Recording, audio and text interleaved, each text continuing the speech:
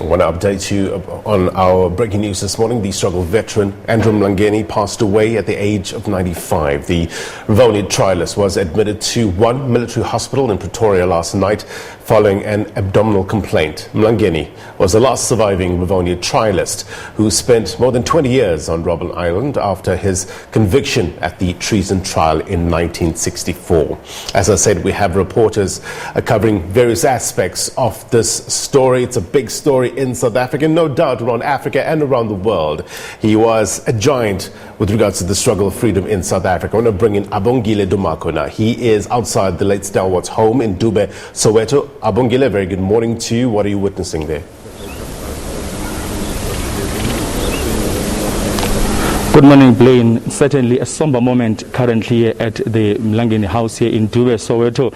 This is, of course, where the struggle icon spent the last, years of his life, having stayed here in Soweto since, for a long time. But certainly, quite a sad, moment. After just arriving here about 10-15 minutes ago, we've witnessed some activity happening here at the house right behind us, with a few family members beginning to gather here at the house, following, of course, the news of the passing on of the late the passing on of the struggle icon Andrew Mlangeni. And of course, as you've alluded, he complained of an abdominal complaint, and he was actually rushed to hospital last night and actually passed on in the hours of this morning. And of course, we've already seen certainly on social media, Blaine, people taking to social media, sort of expressing their sadness and their shock following the passing on of the 95-year-old. You remember as well, just about a month ago, when he was celebrating his 95th birthday, we were right here at his house here in Soweto, where he actually spoke quite fondly of his experience during the struggle, and his having been proud or glad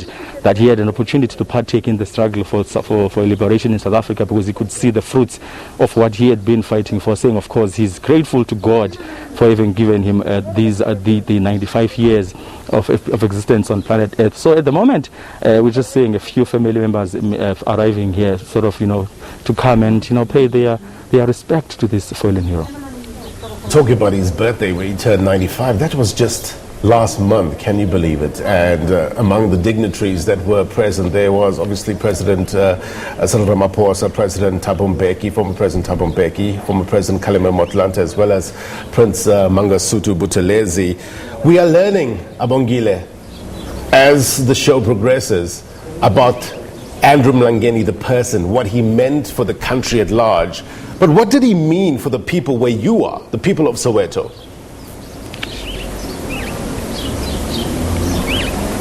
The people of Soweto, which is where he was residing alongside with, of course, it's a shock, because as you know that he's a family man, he's a man that was actually accessible to everybody in each and every corner, of Soweto. So it does come as a shock for the many residents that we've seen walking past this street, saying that they've heard the news from radio. They haven't really gotten, if you like, a formal announcement from the family, but they've actually said that they actually said that this has happened to Andrew Mlangeni, saying that they're glad that they have had an opportunity, of course, Blaine, having spent time and life with him here in around Soweto. Grateful as well that he chose not to move to your suburbs, if you like. He continued to live among the masses across the length and breadth of Soweto. We were supposed to get to speak to the spokesperson, family spokesperson. As you understand that there's quite a large media contingent right now, it's not going to be easy for us to get to speak to the family, but of course later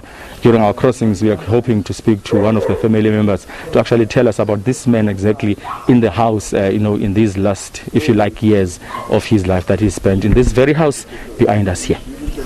Yeah, and the COVID-19 pandemic just compounds and complicates the situation in terms of people who want to show their respects and mourn how we normally used to mourn. We have to grieve in a new way during this pandemic. But we do thank you very much indeed, Abongile Dumako. We'll come back to you very shortly.